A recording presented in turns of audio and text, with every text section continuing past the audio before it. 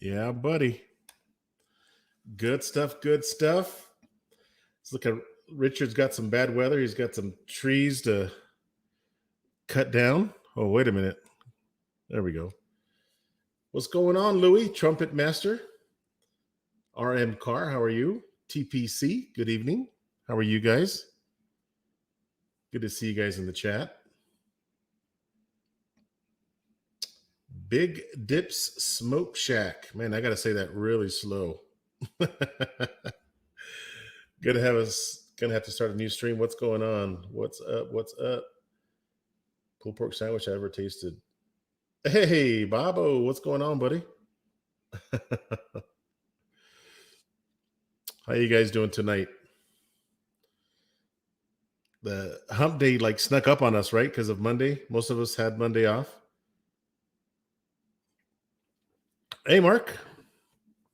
How are you? How's Artesia, New Mexico? Think Blue, Dodger Blue. What's going on, buddy? East Los Angeles in La Casita, he says. Salted Barbecue, what's going on? Mr. John Tompkins. Yeah, I'm back. I took a day off last Wednesday. I didn't go live. I had a bunch of stuff going on, but I am back. I am back today, and I've got some guests that we're going to talk to tonight. Craig, what's going on, buddy? Man, it seems like forever since I've seen you, man. Got to watch a few of your videos. Man, I got to tell you, Craig, the charcoal we're going to talk about tonight, man, on the El Charo, man, it's good stuff. Drunken Chef Barbecue. Got the Crappy Stalker. Crappy, am I saying that right? Or crappie? I'll say crappie. Panchuco. You're getting some rain. Yeah, we got a bunch of rain, Mark. We got rain for about a week and a half.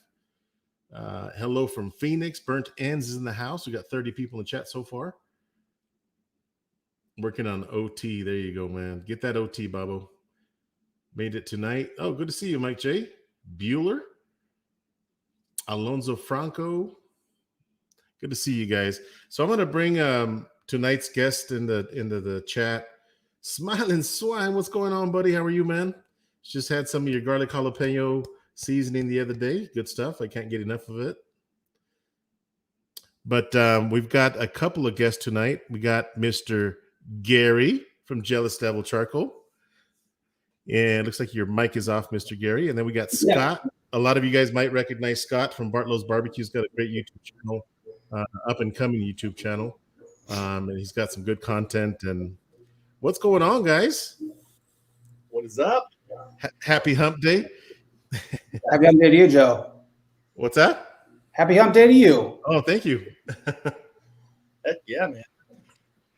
So, Scott, I want to start with you a little bit because, man, you know, I'm new to the whole TikTok deal, and you know, I see your YouTube videos, and I said, okay, well, he's putting out content, but man, you are busy.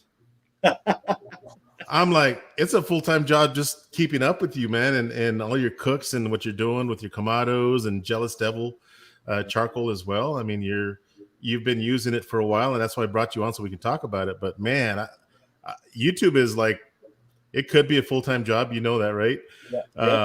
Oh yeah. But you are a busy man on TikTok and on Instagram. I'm new to the whole TikTok. I mean, I think I have 5-6 videos in there, and a couple of them are my ferrets running around the backyard, or my daughter's ferrets, I should say.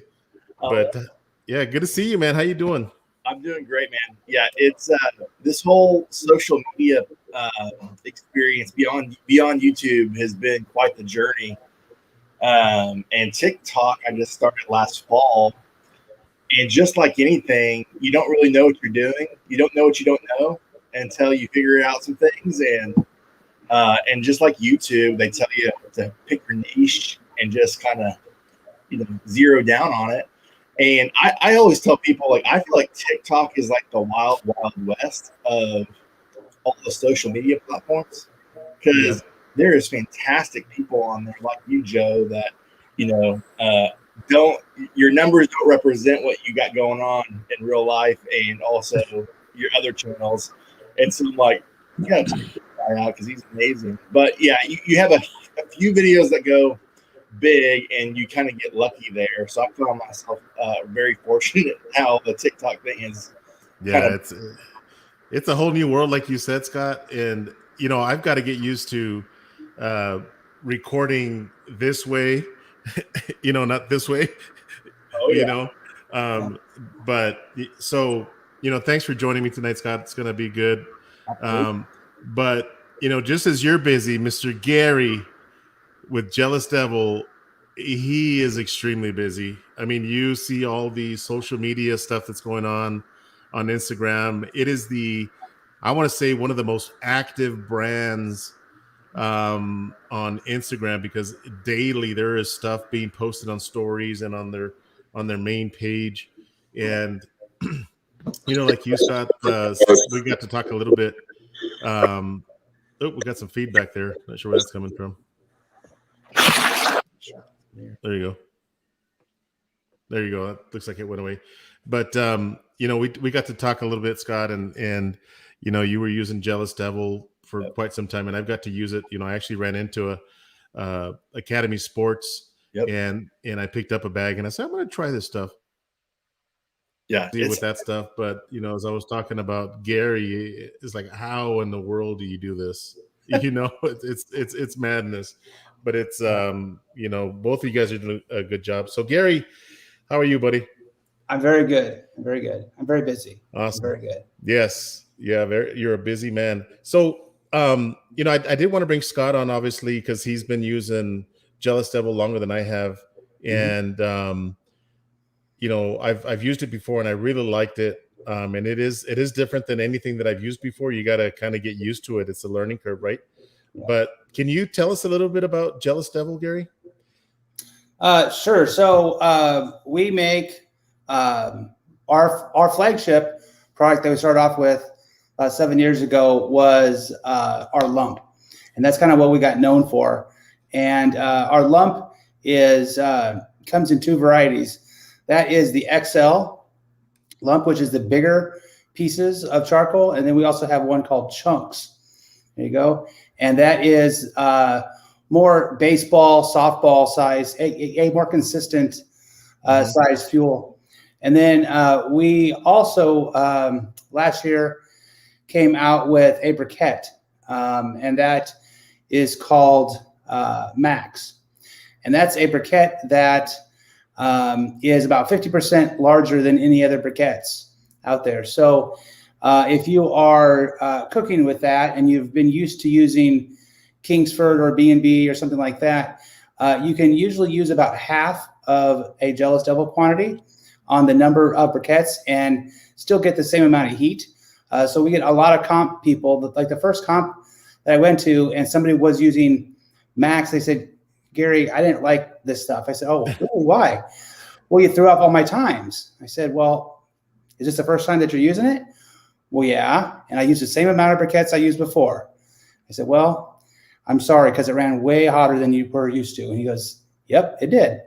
So that size of the briquette being very natural and not a lot of additives to it just makes it burn hotter and I think a better product. And then this past year, we also introduced the barbecue pellet. And we have a blend right now called the Legendary Blend. And this upcoming fall, we expect to launch 3 or 4 more blends as well. So very nice. Yeah. So the correct me if I'm wrong, but are the briquettes made out of the same material as the lump charcoal? Yes, it is. So what you have normally from a manufacturer is you have the big pieces that they take out, and then they take all the rest of it and throw in a bag.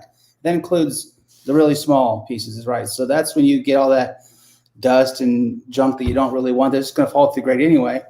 But what we do is we take out the premium pieces, and then we leverage that other stuff for those briquettes. So it's made from the same material as a chunk or a AXL piece. But we don't add that to the bag like everybody else does. So you're actually getting good pieces, you know? Yeah. So that's you know, as you mentioned, the competition teams, because it is made out of the same material. I think, you know, having the briquettes is going to give you a little bit more consistent temperatures because all of the briquettes are the same size. As we know, with lump charcoal, you have different sizes. And if you have a big, I mean, for different applications, I think it works fantastic having the bigger chunks like that, you know, long cooks, something you want to cook pretty hot, you know. But having the briquettes gives you that more consistent temperature because they're all the same size. Yeah, I mean, it's a very prominent thing in SCA now because they know exactly how many briquettes they want to use, and it's that same every time. So what I've learned about people that are doing comps is everybody wants to be very consistent and have a timeline and know exactly what's going to happen. And so using a briquette that's very consistent will do that for you. Nice. So Scott, what do you, I mean, you're a big Kamado cooker guy. I mean, what is your favorite one? I mean, do you use the lump charcoal, the briquettes? What do you like? I mean, XL lump charcoal for my ceramics. And although I have used that on my pit barrel and, you know, my different drum smokers, I do like using the briquettes, the large briquettes on my pit barrel and my drum smokers. But I've done lump, the XL, even in my pit barrel. And like Garry said, you can use a lot less, and it burns hot and long. And that's just been my experience on both styles. I don't think I've tried the chunks yet. And then obviously I don't have a pellet grill, so I haven't. But I love the two products I use. I definitely, just as a user, I mean, I've tried so many different charcoals before I jumped in with JD. And, you know, some were good. I would say some were good and solid. But then there's always something that you don't like about it, at least been my experience. And I don't want to, like, I'm not going to name, you know, bash any company, but just had some other poor experiences that just left it bad taste in your mouth, literally, didn't burn long, or inconsistency on charcoal size. And so so far it's been a fantastic experience. And what I love about it is what we've said is, like, it burns pure, no, and really like almost no spark, at least in my experience. I mean, you have a little bit, but not a ton. And it burns long. I think I've done 18 hours brisket on one set of, like, fill up my basket and not having to refill. I mean, it's burnt long. So that's been an experience so far.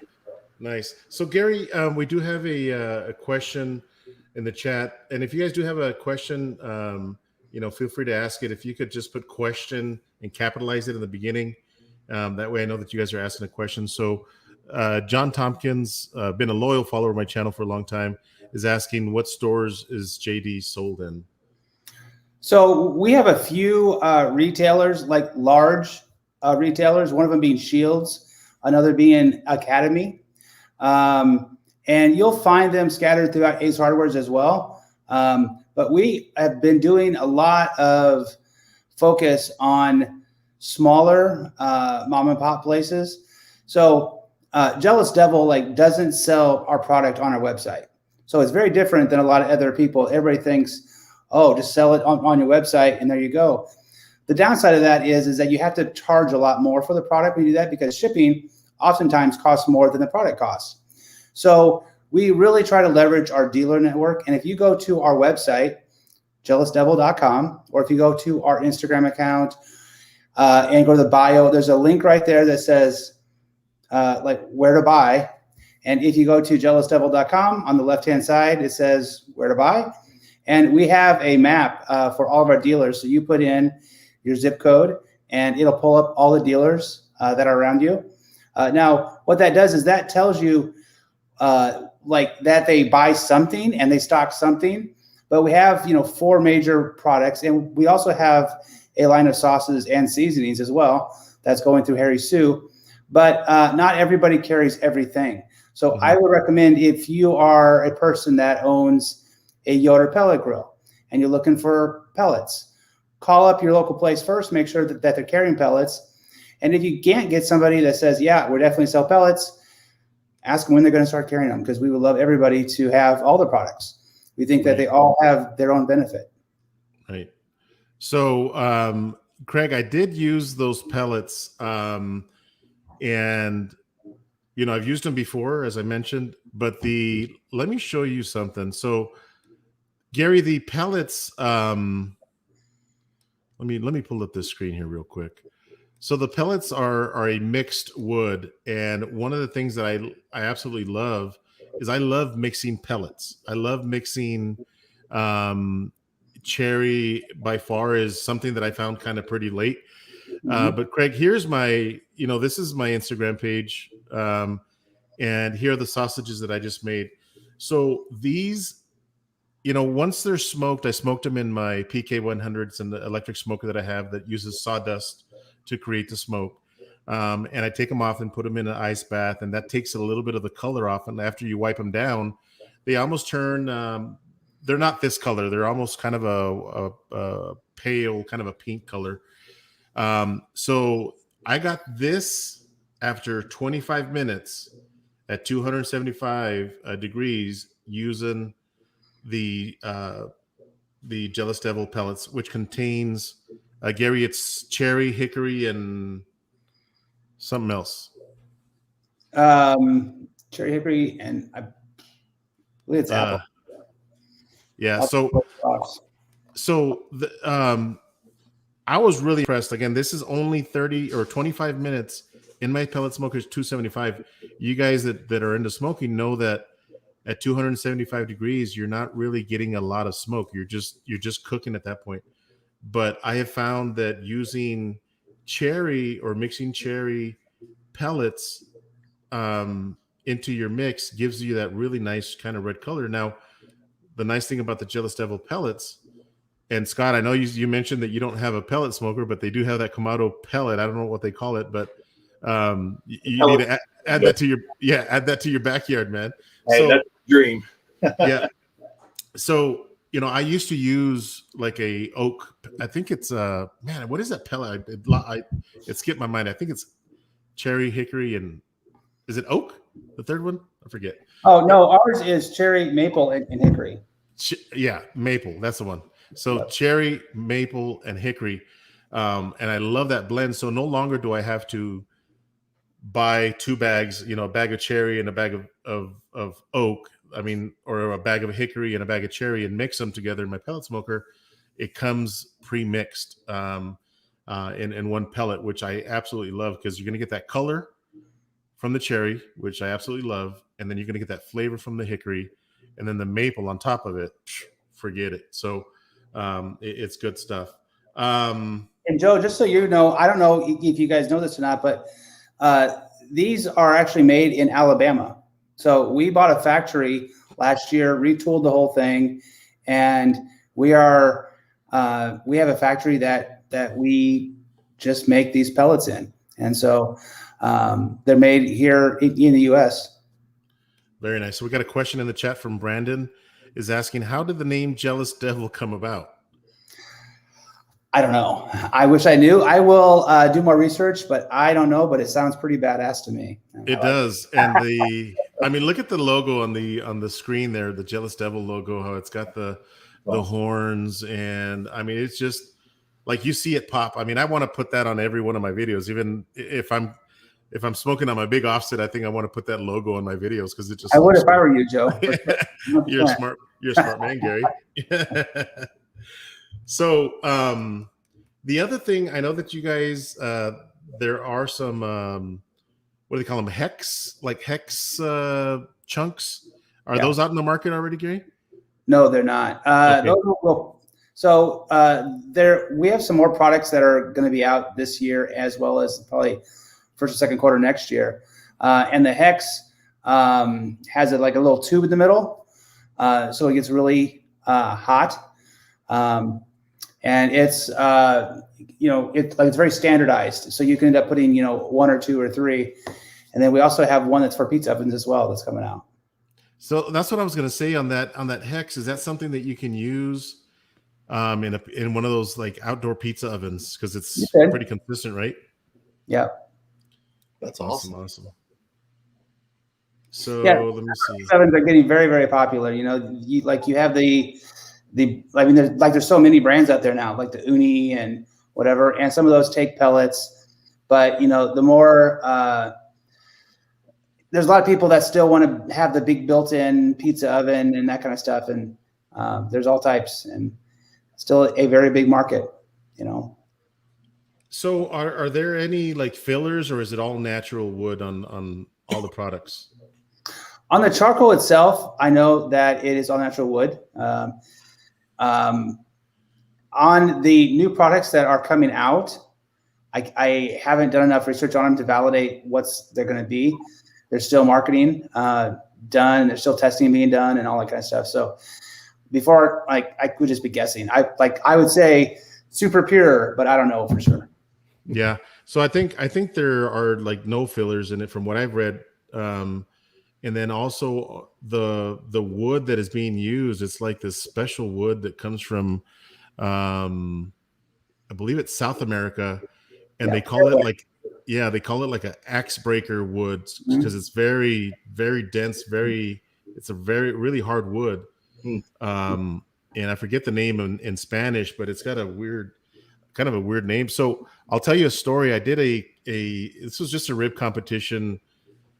What's it been, 3 weeks now? And I had my gateway drum, which I don't normally use my gateway drum, you know, but for this competition, you know, I figured, hey, it's the thing to use. And I got out there with my Jealous Devil charcoal, and you know, I had used it before, so I know that it runs really hot. So like I only filled up my charcoal basket about a quarter of the way. And, you know, the gateway drum's got a pretty large basket. And so I lit it, and what did I use to light it? Oh, I used my grill gun just to start it inside the drum, and I put the cover on and let my drum come up to temperature. And you know, there was random people walking by. I think there was 29 teams competing, and I put the lid on, and I had the exhaust. I always cook with the exhaust all the way open. I control my temperatures with the intake. So people were walking by, and I was kind of at the entrance, so I was separate from everybody else. And, you know, it was just very little smoke. You know, the smoke that was in there was probably, you know, just from it igniting or whatever. And people were walking by. He's like, man, what are you cooking? It smells so good. And I had cleaned my drum the night before. Okay. Like I cleaned it out completely. And I said, I'm not cooking anything in there. He's like, what? He's like, open it. I don't believe you. So I took the lid off, and I didn't have any of the grates or my heat diffuser in there or anything yet. And I said, that's just the charcoal, the lump charcoal that I'm using. And they go, what is that? And I said, there's the bag right there. It's Jealous Devil lump charcoal. And he goes, I have never seen this before. And he goes, oh my God, it smells so good. And I said, I told you I'm not cooking anything. So I ended up getting third place in that comp. You know, I wish I would have gotten first. I mean, it had been forever since I had done any kind of competition cooking. You know, I ended up scoring third, but the ribs had an amazing flavor. It's unlike anything that a lot of people have tried. You know, there's a lot of other commercial lump charcoal that has more of a kind of a mesquite flavor. I mean, because of where I'm at, you know, I'm on the border of Texas and Mexico.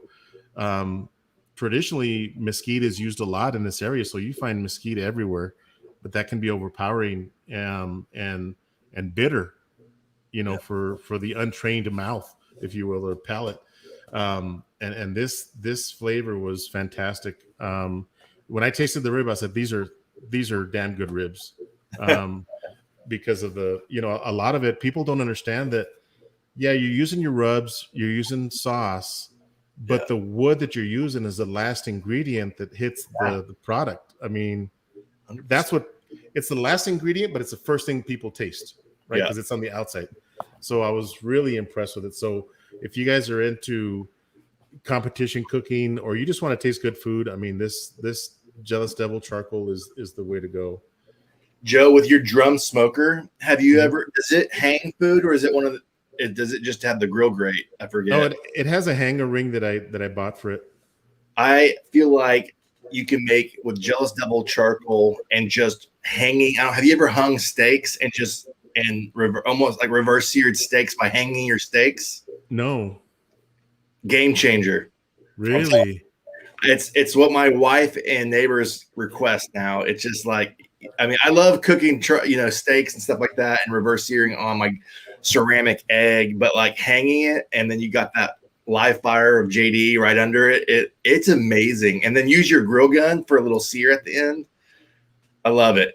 You got to try it. So what kind of steak? What are we talking about? So, I mean, I the two I rotate, obviously going to be ribeye or a New York strip.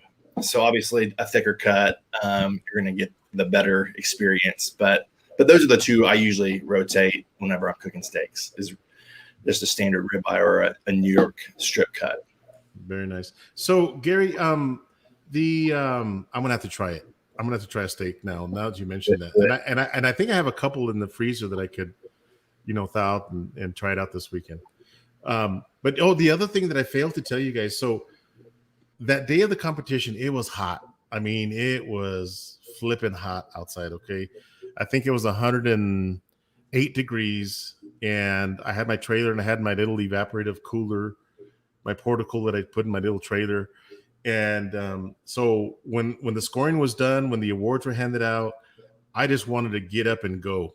So it had been probably an hour since I had closed the vents on my gateway drum. And remember, I only had about a quarter of the basket filled. So I wheeled it up on my trailer and put everything in there, and I get home. I stopped by my mother-in-law's to drop off the ribs because my wife wanted to taste the ribs. So I dropped them off there. And I came home and I chillaxed. I think I jumped in the pool because I was hot. I mean, I was like a hot JD briquette landing in the pool. It's like it like sizzled, And so like 3 hours must have passed by, and I said I better get the drum out of the trailer because I don't know if it was still hot or whatever. I took it off, and the entire trailer, like when I opened the hatch, it's got one of those big doors that kind of come down. It was hot. And it was kind of not real smoky at all, but I could tell that the aroma of the lump charcoal was in there. And I had the exhaust closed and the intake closed. It had been closed at that point for probably 4 hours. Oh, wow. And so I took the lid off and it was still on. Like I was like, and like it looked brand new. I was like, holy cow, this thing is still on. And I mean, I shouldn't have done that, number one. Put it in the trailer with it hot. Dude. But I just wanted to get out of there. But yeah. I don't know how these competition cooks do it. I mean, when they cook on Sunday and they have the awards, I mean, I don't know how they do it. Do they dump it out, or I don't know. Any recommendations from the chat? I know that we have some competition cooks like James used to started using drums here recently. But what do you guys do? I mean, I don't want to throw water in my drum or anything. So Morning Wood BBQ says, I just switched to Jealous Devil 2 months ago and it's the best I've ever used. I'm never going back to any other charcoal. There you go, man. There you go. That's awesome. Morning Wood. Morning Wood says carbon dioxide. Yeah, that's what I was smelling. Yeah, you got to be real careful. So Joe, yes, sir. With your rib competition, and I don't know if you can give away your process a little bit, and I don't do competitions, but it'd be a bucket list experience. Are you a 3-hour rib guy? Are you a 3-2-1, or you have to do it way hot and fast at a competition? I'm assuming. Yeah. So what's funny is I laugh and chuckle because I was there early. I was there, I think at 5:30. I rolled in, and my daughter and my nephew were asleep in the truck, and I backed the trailer up, and I start unloading stuff, and immediately, like, I could smell fire or smoke in the air, and I'm like, man. So I look around, and all the teams, the people were arriving, and the minute they arrived, they would light their pits. So it's 6:30, 7 o'clock. I saw ribs go on at 8 o'clock. The turn-in time, I believe, was 1 o'clock. Okay. No, I'm sorry. It was 2:30 was the turn-in time. So I saw people put ribs on as early as 9 o'clock. There was offsets. I think there was 3 of us cooking on drums. So everybody's like, "Hey man, you gonna throw your ribs on there?"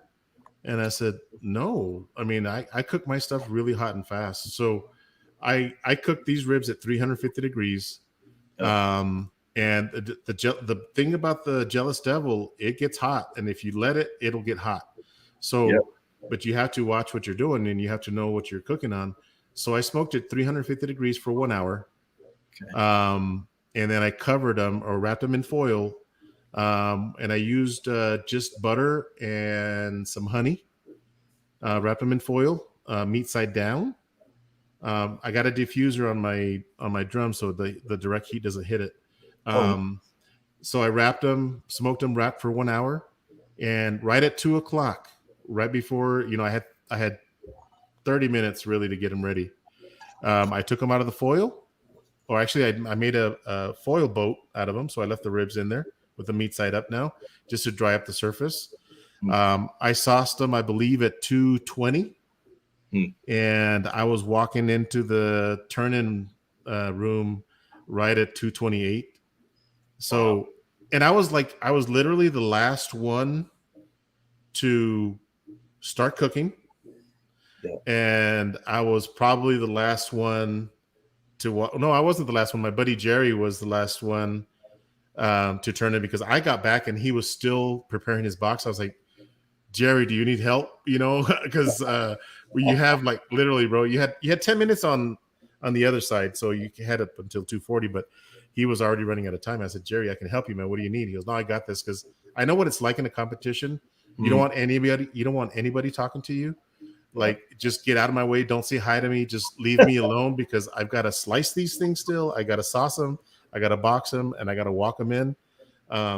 It gets pretty stressful. So my ribs are a 2-hour rib, 2 hours and 15 minutes max. Wow. And the Jealous Devil lump charcoal, because it runs so hot, allows you to, cook really hot and fast. And I've got a couple of videos where I cook hot and fast. And people don't believe it. It's like, man, how in the world do you cook ribs at 2 hours? And they're tender. They're not fall off the bone, and you don't want fall off the bone. But they are tender, they're delicious, and just a really good tasting rib. That's awesome. So we've got a question from Big Chuck's Barbecue. How much is a 35-pound bag of U.S. charcoal? So our XL comes in 35-pound bags, and that's usually for people in the food business, like food service stuff, and it retails for about $40. So the one thing about that, so people think, okay, well, that's pretty expensive, right, for that 35-pound bag. But here's the thing that I want to explain to people, that if you are using less than half of what you would normally use, okay, less than half, think about that. It's going to last you longer. It's going to give you a good flavor. So people think about, a lot of people look at price a lot of times, and they don't look at the quality and what they're getting. So if you buy a 35-pound bag of lump charcoal, look at it as if you're buying 70 pounds, because you're going to use less of that product to cook whatever it is that you're cooking. And you might have some left over once your cook is done. And that's been my experience. I oftentimes, especially in my ceramic, will have leftover JD charcoal the next time. I always do in my egg. And I want to either an egg or a Kamado Joe. I mean, I like the Kamado Joes just because of the red color. I think I'm not a big fan of green. I get it. I like red too. But I want to. Right? Yeah, I want a ceramic cooker so bad, but I don't have the room for it. But I want one so bad.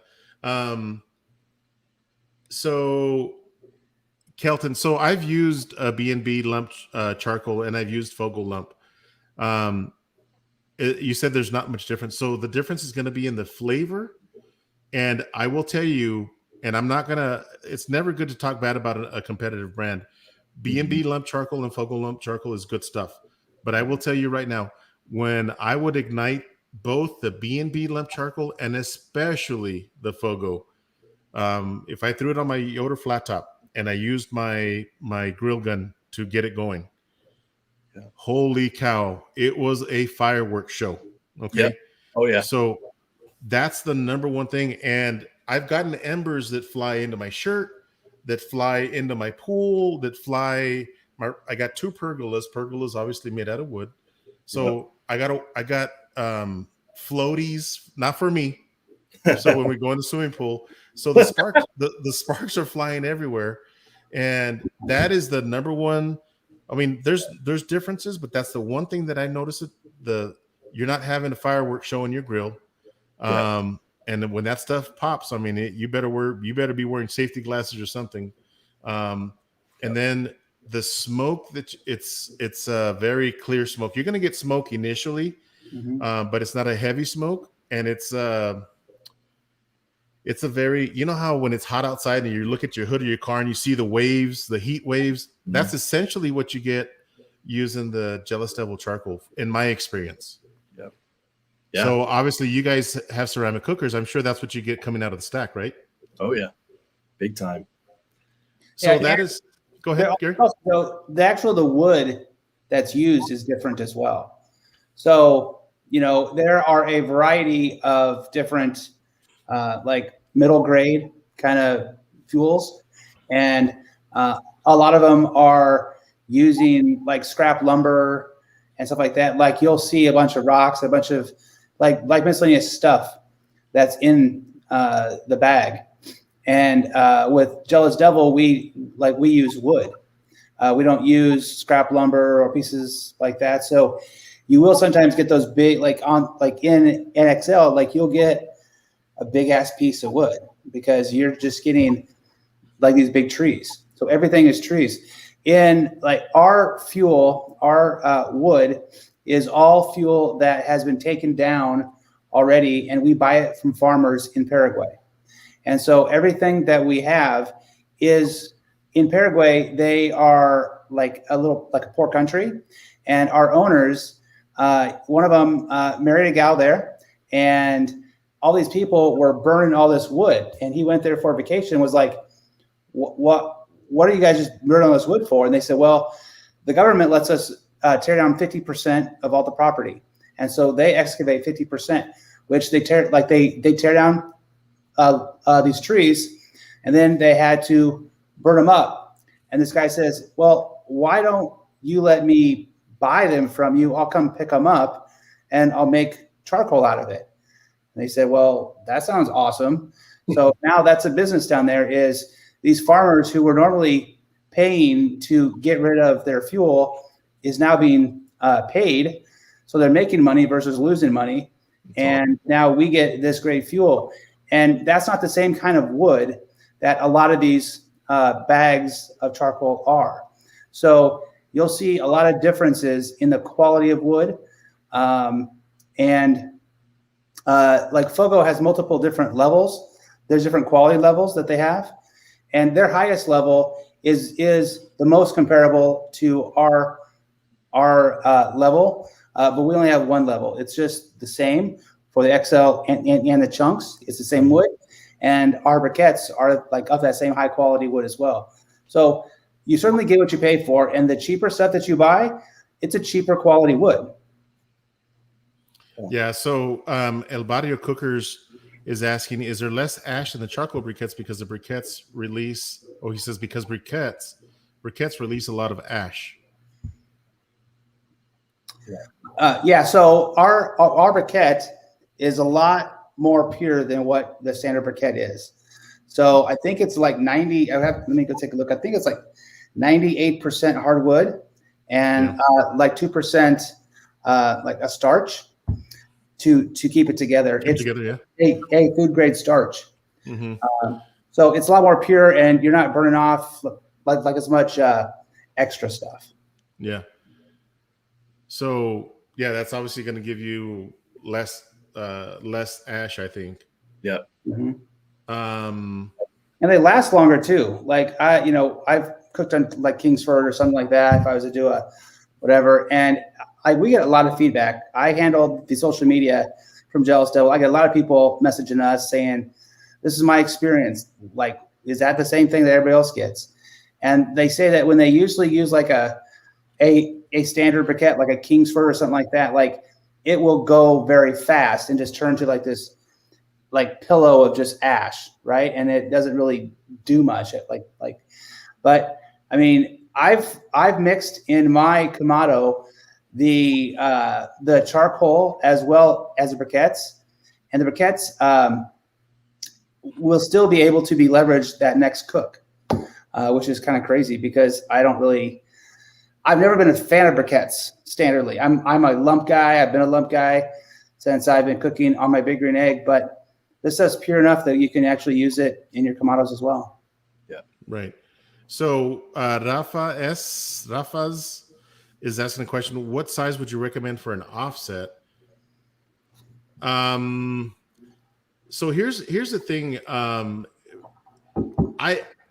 don't know why, okay, but usually an offset you want to use, splits of wood, okay? So I start off my offset with cheap charcoal. Like I buy the cheap charcoal when it's on sale. And they're pretty much giving it away. So I don't use it to cook with, but I use it to start my offset with.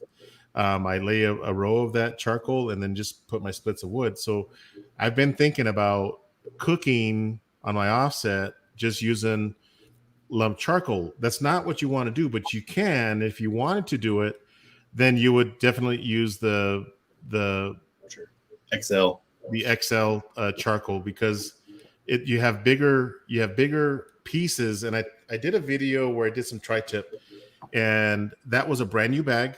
I had used the other one for the competition and something else I had going on. So when you see me in that video, that is the very first time that I opened that bag. I took the little string off the top of the bag, the one that you got to fight with. Oh, wait a minute. Jealous Devil doesn't have a string, right? That's right. Zipper. Yeah, it's a zipper. So that was a trick question. So, it's real easy to open. It's got a little zipper, like what are the Ziploc bags? You just kind of slide it open and split the plastic. And the very first thing that I reached in there and got was this huge chunk.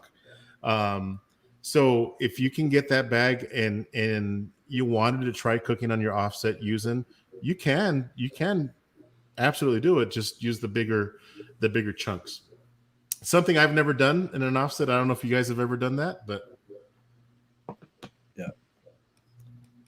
I don't usually cook on and off cook. Like I cook on pellet yoder, and I also cook on eggs, and I also have a PK 360 that I cook on as well.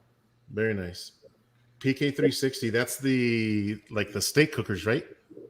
Yeah, steak cookers do that, and I have a hasty bake that I use for steak cooking as well. But it's one of the small ones. So they make an SCA tabletop version, and I have that if I want to just go and just take it somewhere, like beach, friend's house, whatever.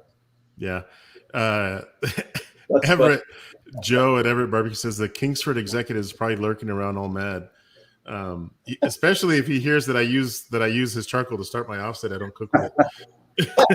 You call it cheap junk. I don't know. That's so funny. I kid you not. That's what I use, man. I that's what I use all the time.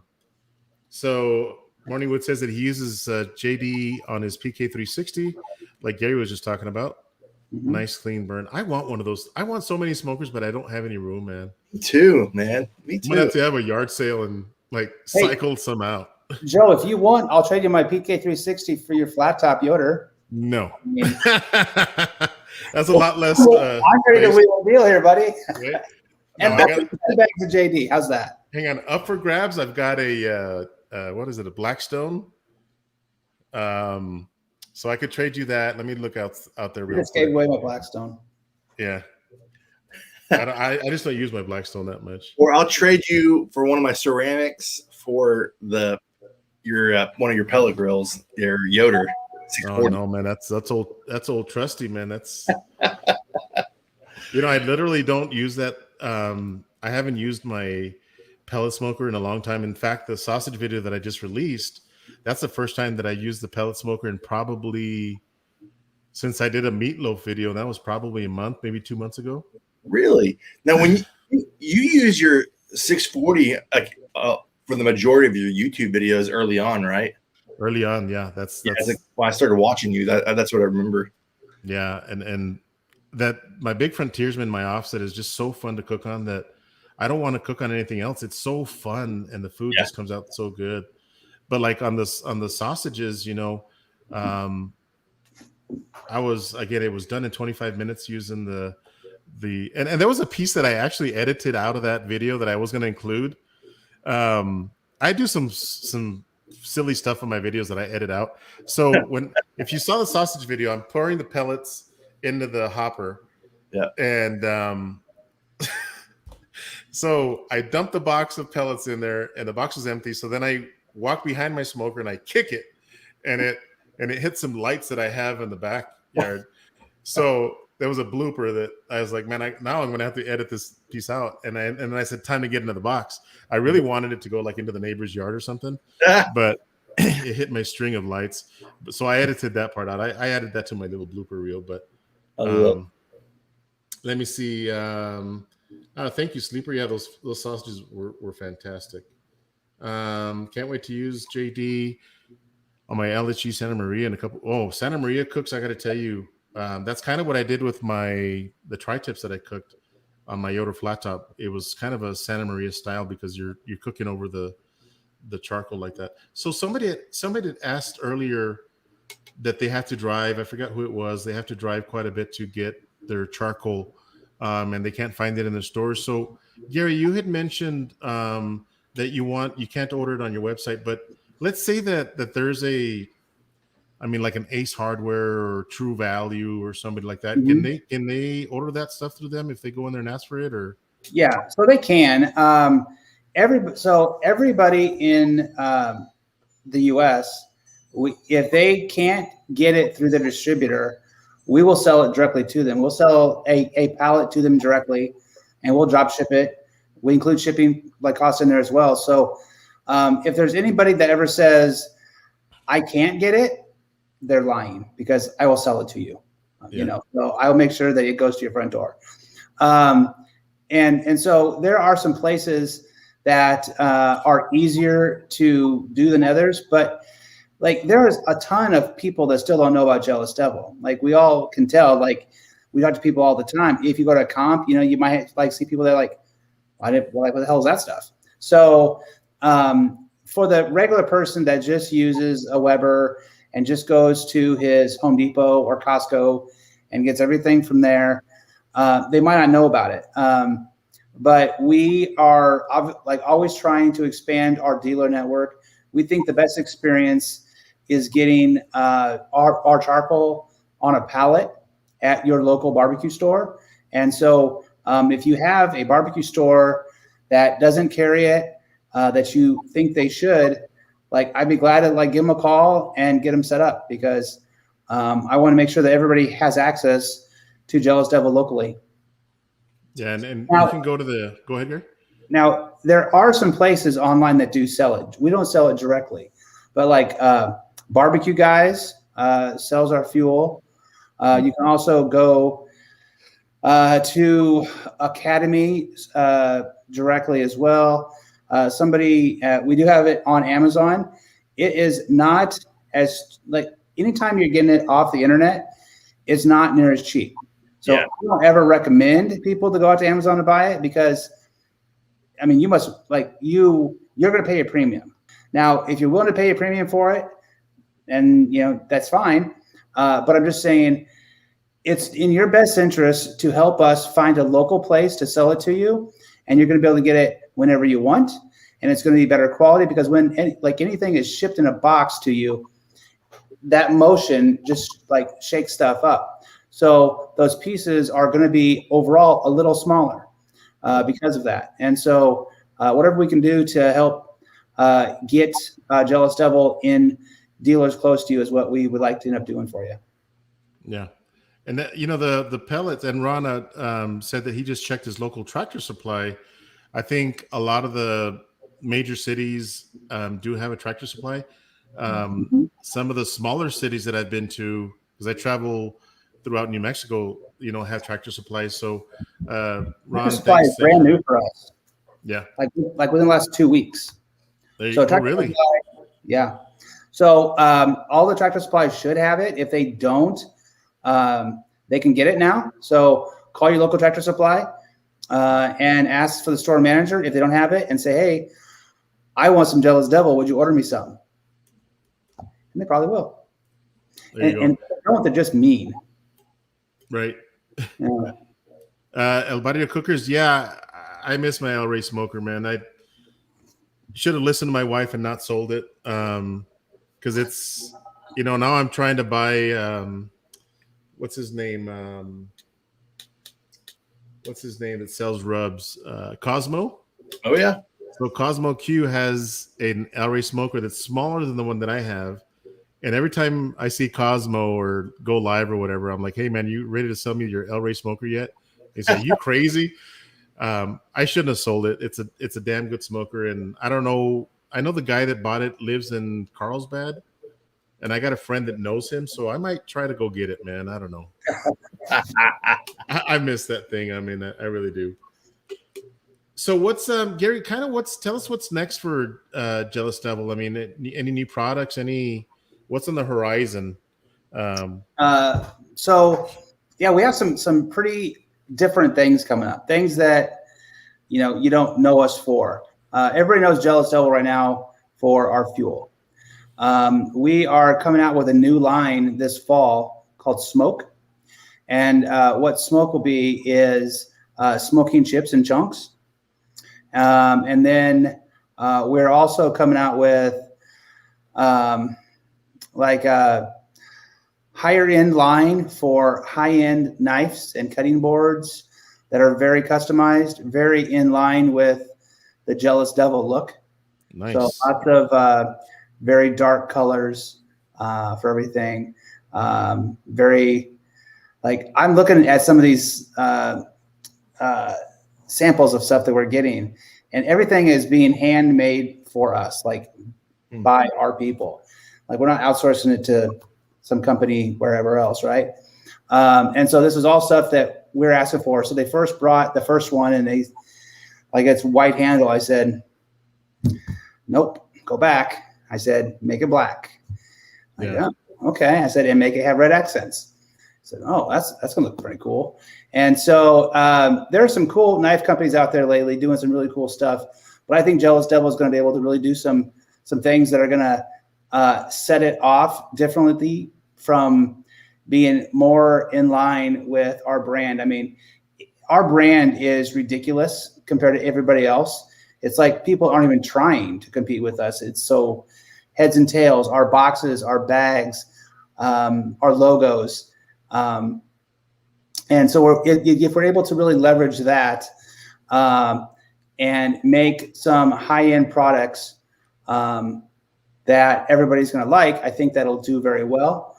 And then next year we have even some more things that we are talking about that I think everybody's going to like. But our new fuel for the pizza ovens is coming out probably in the next month or so.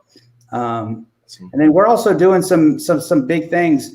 Jealous Devil has never been known for their merch because we have never sold merch. We don't. If you say, "Hey, Garry, can I buy a T-shirt?" No, we'll probably send you one if you're using our product and are a good advocate for us. But we're going to open up a online store and leverage our ambassadors for that as well. And there's a hat, I bet. And you can't buy that hat anywhere, right? So this hat is awesome, by the way. It's one of my favorites because the way the back of it is. Sorry for interrupting you, but it's put it on backwards. Hang on, let's see the gangster, Scott. Bro. Yeah, buddy. It's like you're in a prison cell. I got you, bro. I got you. Right here. So you guys heard it here first, man. Sounds like a lot of exciting stuff going on. I mean, how do I get a sticker to this guy right here? Yeah, that's cool. We actually just made some stickers of that guy, and he's 7.5 inches. And we just actually am going to probably this weekend, I'm going to release those. And I'm going to send some to you both. Nice. I think if I put that on my truck, I think I might gain a few extra horsepower. I mean, that guy's just looks badass. Yeah, it's pretty cool. He looks like what's his name from what is that show? Duck Dynasty. Oh yeah. I probably talked to like maybe a dozen people that said, "You guys used me on that logo." I'm like, really? No. It like morphed into this guy, but we've had a lot of people that basically said, "You guys stole my look." I'm like, well, there's a lot of people these days that have beards, so it is what it is. We got a question from Craig at Behind the Garage Barbecue. What would you recommend on the El Charo? The El Charo is kind of a Brazilian style grill, Gary. So it spins, your food spins and these little like spears. So you kind of put them in there. And what would you recommend? I mean, for that style of cooker, which charcoal? So we have, there's a couple different ones. It really depends on the size that you're wanting to have below it, but we are actually launching a new product line as well. I didn't even mention this, called Onyx. Ooh. And it's a very premium. There's only 2 people, including Jealous Devil, that is making this product, and it's going to launch this fall. And it's a very, very high-end charcoal, and it's different than the charcoal that you use today, in the fact that it basically turns like it glows white. So you don't have the flame that you're used to. And so you basically have a lot of radiant heat, but no flame. So with regular charcoal, as it gets super hot, it flames, right? Mm-hmm. Which this is different. It's got a different like carbon mixture in it, and it is a lot more difficult to make. Thus, it's going to be a higher price point. But if you're looking for a full sear on that rotation without the flames doing all the kissing, that will probably be the best bet for you. It's going to be a little bit higher cost, but the end product will taste different because there's not the flames on it. And we think it's going to be a pretty big deal for highly competitive cookers. Yeah, and you know what's weird about one thing that I like about the charcoal is that even the pellets, man, I go outside, like I can't really smell myself when I'm outside because I'm smelling the smoke. But I come inside, the minute I walk inside my house, and you have air fresheners and I'm like, man, that smells really good, and that's what's going to be on my food. So El Barrio Cooker is asking how many pallets. I saw that. How many bags of pellets? How many bags of the 35-pound bags are on the pallet? How many 35-pound bags? Let me check. I do. If there was a guy that resembles the gentleman on the box, it's going to be this guy. Let me show you. Here he is.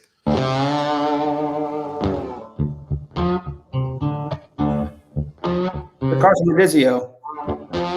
It's kind of like it. Okay.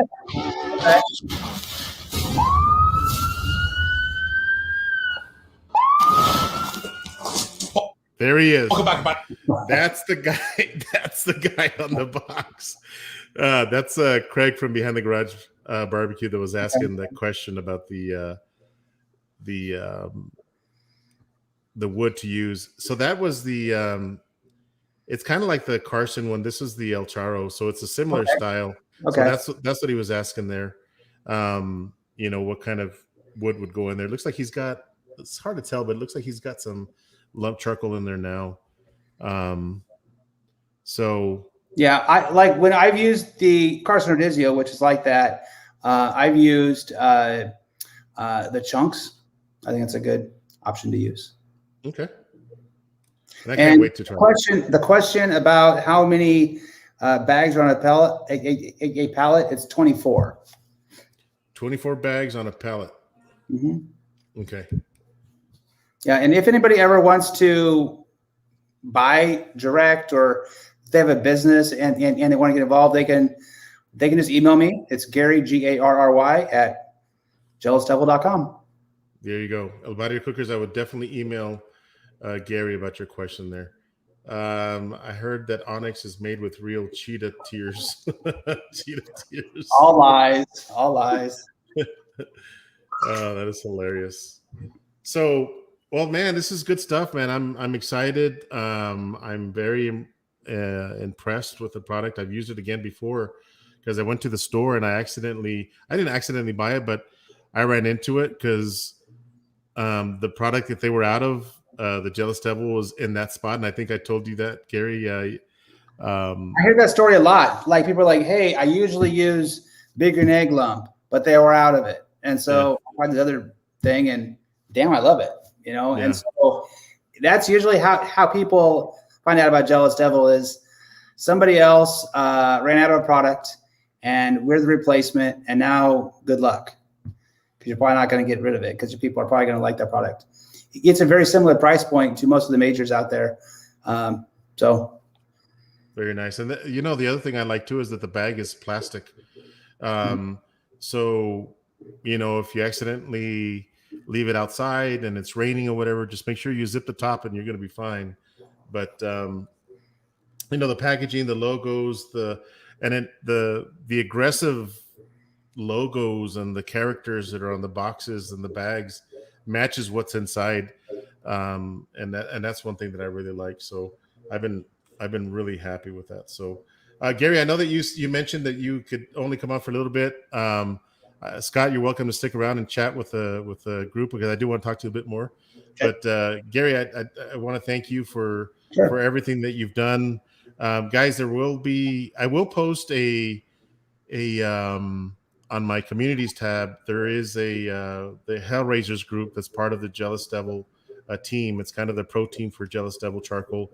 It's going to have a lot of the it's not going to have links, but it'll have the teams names on where you can find them on Instagram. Please go and follow everybody that's on that group. There's a couple of familiar names in there that I know that are part of Team Yoder, which I'm part of Team Yoder. Drew was one of them from Baddock. Great guy. He does some amazing stuff. And then also Aaron with Bearded Skull Barbecue. That guy, holy cow. He has got the best looking pictures. Yeah. He takes some amazing pictures, man. And I'm like, how in the world is this guy? I got the camera. I just don't have the skills to do it, man. He does a great job. Yeah. Yes. So yeah. I know Aaron, not really because of the Yoder Smokers or whatever, but I created a little group called Sack Barbecue like 4 or 5 years ago.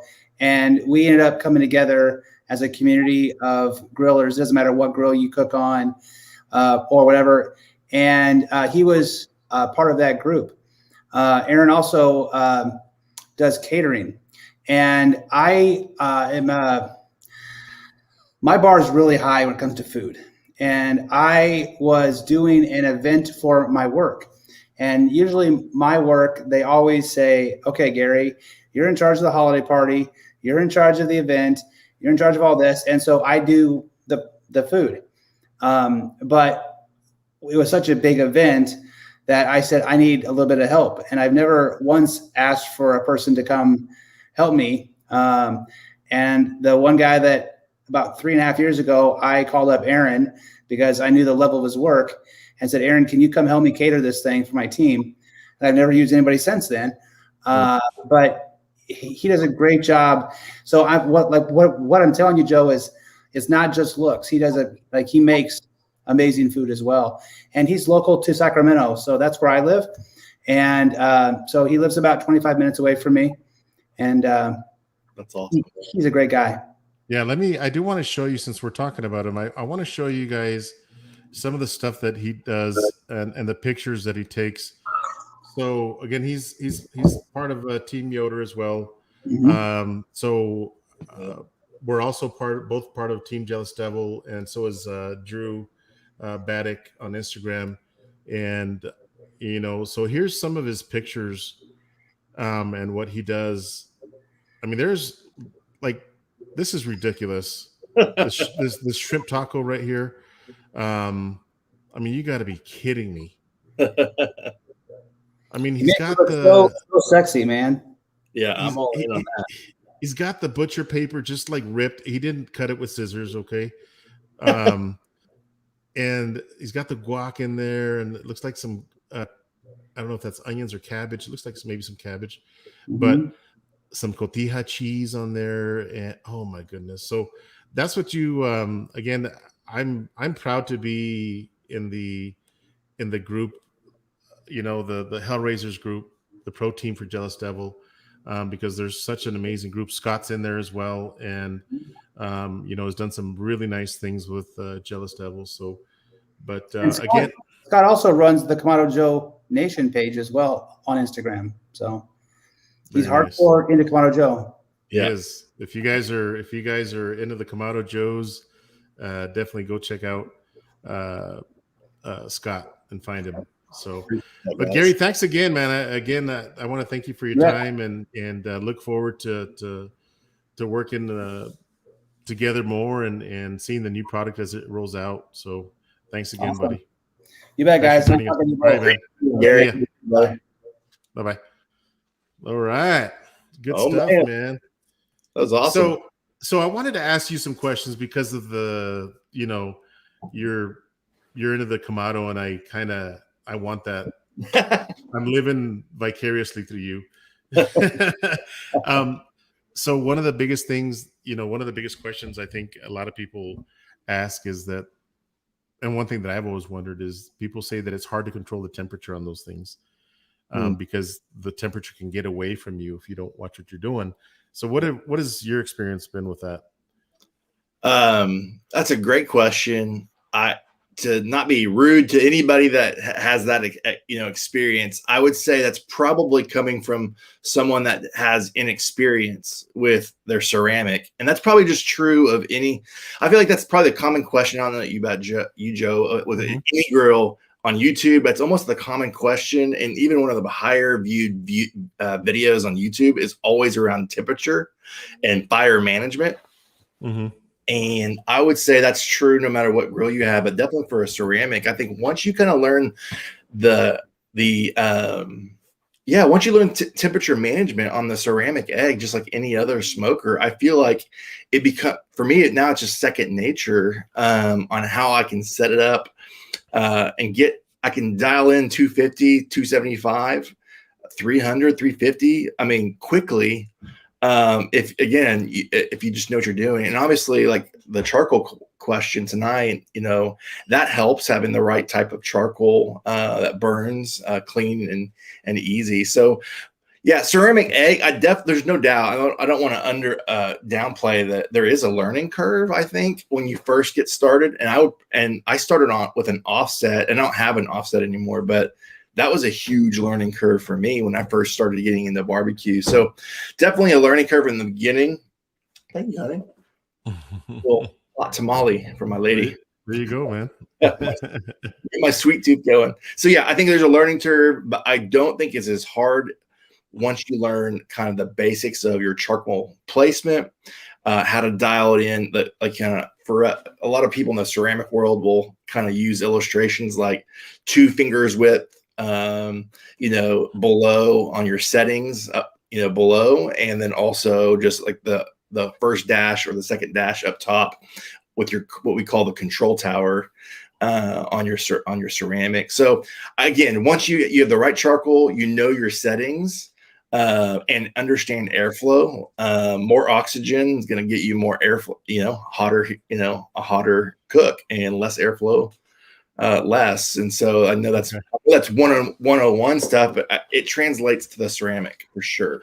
And I when I hear that, Scott, I think about that. I think about, because I think about my offset smoker. So I'm like, okay, well, how do you control the temperature on anything, right?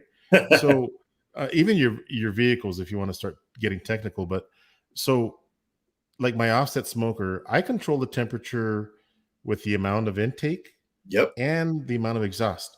So, um, normally, I mean, because I have such a big stack on my offset, I'm so used to cooking with the exhaust halfway open, Yep. but I control my temperature mainly with the intake. So, in hearing what you just said, I mean, it's all about the temperature control and where is your intake and where is your exhaust.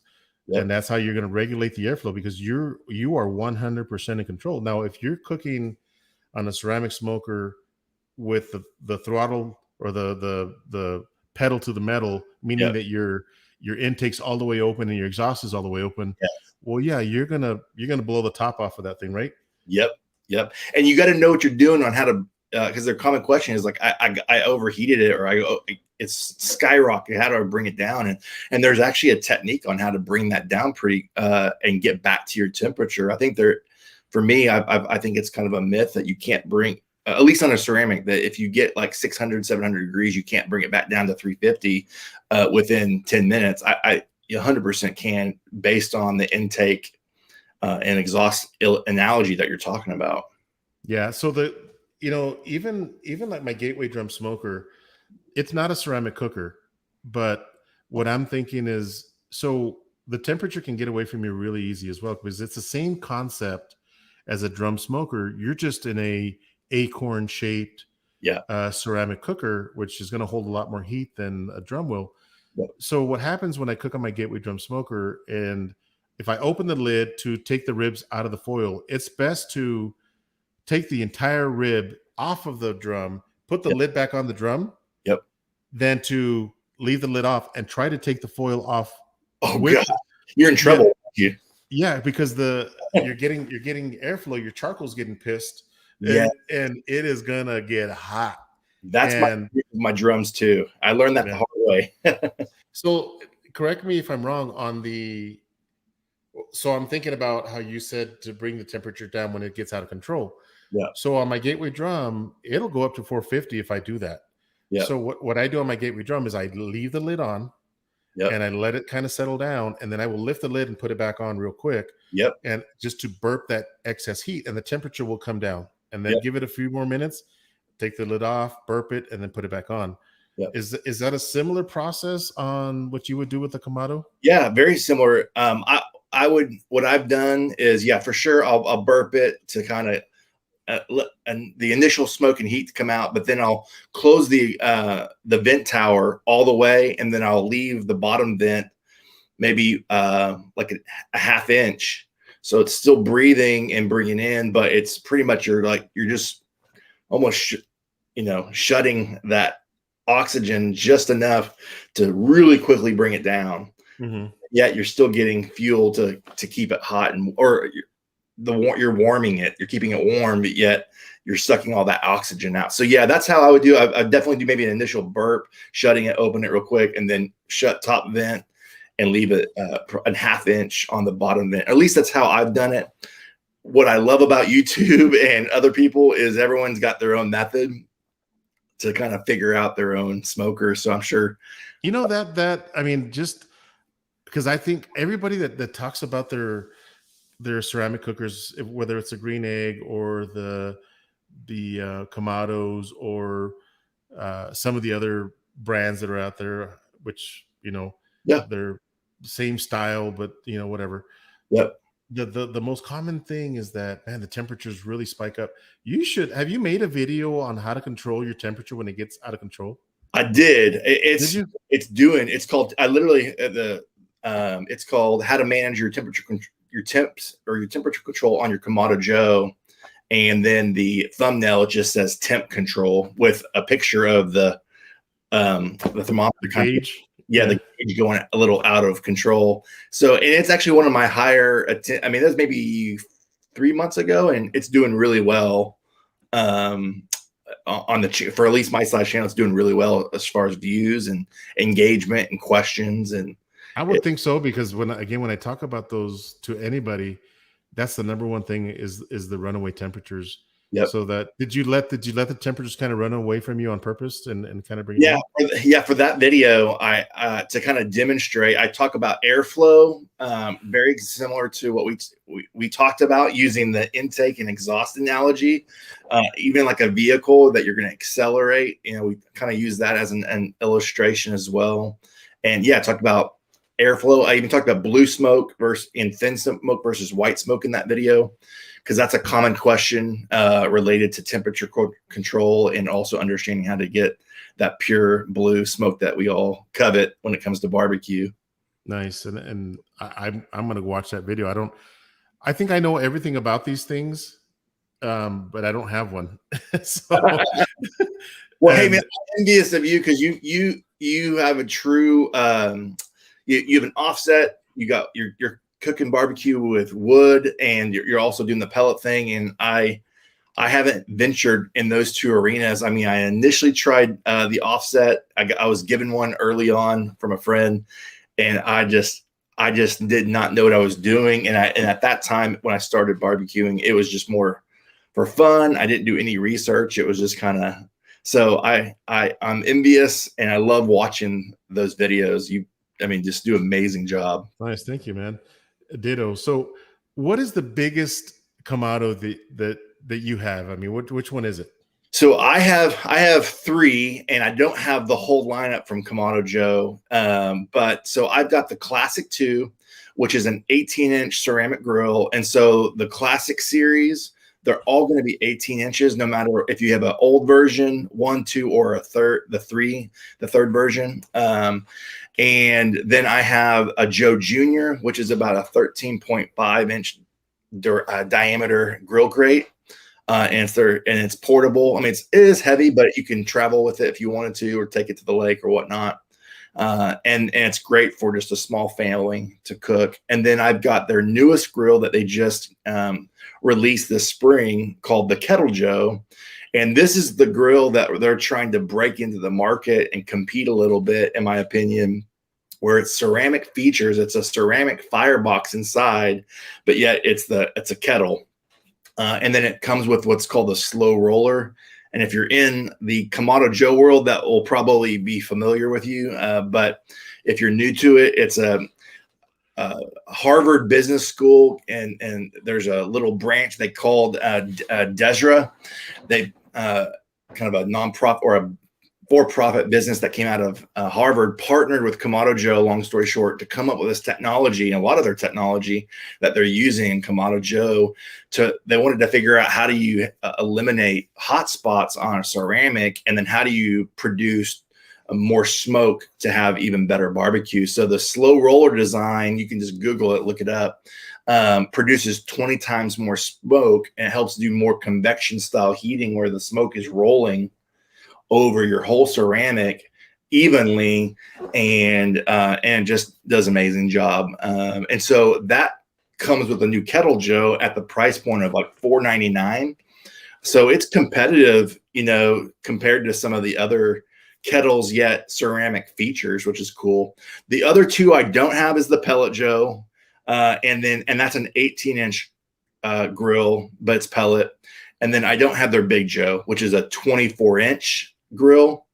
And again, their newer versions have about 4 inches deeper compared to their Classic series, their original series. So you have more room when you're doing kind of what they call a divide and conquer cooking setup, or indirect cooking or direct cooking, kind of multi. So you have different levels. Yes, you have different levels, which makes it really fun. You're wanting to cook some different vegetables or meat over here, you can get really creative with cooking things at the same time. But one thing I do like about the Kettle Joe that came out, it's a 22-inch grill. So it's kind of, I feel like I'm experiencing the Big Joe, size of the grill grate, so I can cook a lot more. But yet, so that's been nice, having a lot more grill space on the Kettle Joe. Very nice. So do you plan on getting the Big Joe? I'm wrestling with the Big Joe or the Pellet Joe. If I had to choose right now, I'm going to go Pellet Joe, just because I want to round out my experience and learn how to do that. So I just feel like a more, I guess, accomplished in my own backyard. Just like, hey, I know how to figure this out. And I know that'll be I know the pellet grills will be a learning curve, which I'm sure everyone's got an opinion about that. But the fact that they came out with it, I want to figure it out. So I mean, I don't think that I mean, just looking at what you have right now versus the Big Joe, I mean, what would you cook in that you can't already cook in what you've got, right? I guess that's the Big Joe, and that's a great point, is going to be more for like the larger briskets. Although I've gotten an 18-inch brisket or 18-pound, 19-pound brisket trimmed down, or it's draped, but you probably would be able to do that almost flat, not even worrying. So that's one, I guess that's one advantage. But the biggest one is the quantity. You're trying to do a backyard warrior cooking for a ton of people, your friends, at the 5 racks of ribs or whatever. Yeah, that's going to be the benefit. And in the KJ and ceramic forums, a lot of people will tell you, if you had to choose, or a common question, I'm sure it is too, with your grills, is which one would you choose if I was going to start in the ceramic world? A lot of people in the forums will tell you, go Big Joe, because then you'll just never regret not having enough space. Yeah. So Mike, 150 gallon, that's a nice size smoker. Should I go reverse flow or offset? I like an offset, just an traditional Texas, what we call the traditional Texas pit, where you have your firebox and the smoke goes right into the chamber. So it's always going to be a fat cap up on that thing.